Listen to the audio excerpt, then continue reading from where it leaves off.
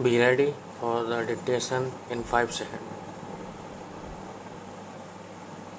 Prime Minister Narendra Modi's 12th consecutive Independence Day address from the Red Fort was notable not only for highlighting national security and self reliance but also for laying stress on a communal colored demographic threat to the country.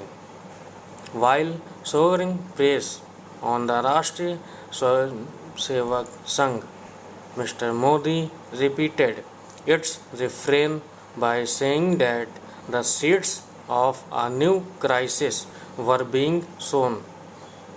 The launch of a high powered demography mission to address what he described as a deliberate conspiracy to alter the demography of the country is little more than a thinly disguised effort to polarize the country on religious lines by pointing to the different rates of growth in population among different communities and to the infiltration of undocumented migrants from the neighboring countries. However, the speech also dwelt on substantive issues with a considerable focus on self reliance in all fields, including the economy, defense and technology, and youth empowerment. Mr. Modi also presented an account of the developments in India's national security and developmental landscape in the last year and previewed what to anticipate ahead.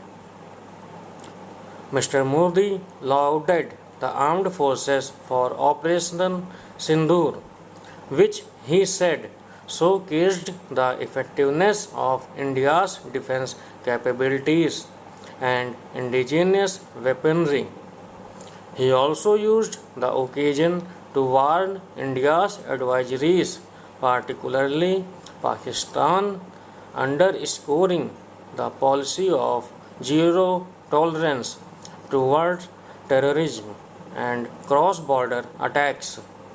Recent successes in the combat against the Maoist insurgency also found a mention, as in a plan announced by Mr. Modi.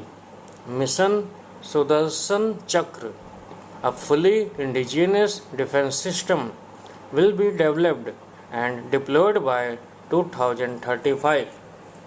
The details were scarce, but he described it as a powerful weapon system which will not only neutralize the enemy's attack but will also hit the enemy many times more. Speaking amid rapid changes in global power equations, Mr. Modi's Independence Day message was also aimed at the United States, which has announced tariffs as high as 50% on many Indian products, while promising to focus on revving up the domestic economy. Mr. Modi showed an awareness of the challenges that the Indian economy is facing. The next generation GST reforms would be rolled out by Deepavali 2025, which would reduce the tax burden on core goods and services and boost business. On the one hand, Mr. Modi is trying to cultivate his ideological ecosystem, while on the other, he is trying to tackle the material challenges facing the nation. The success of one, however, can only come at the cost of the other.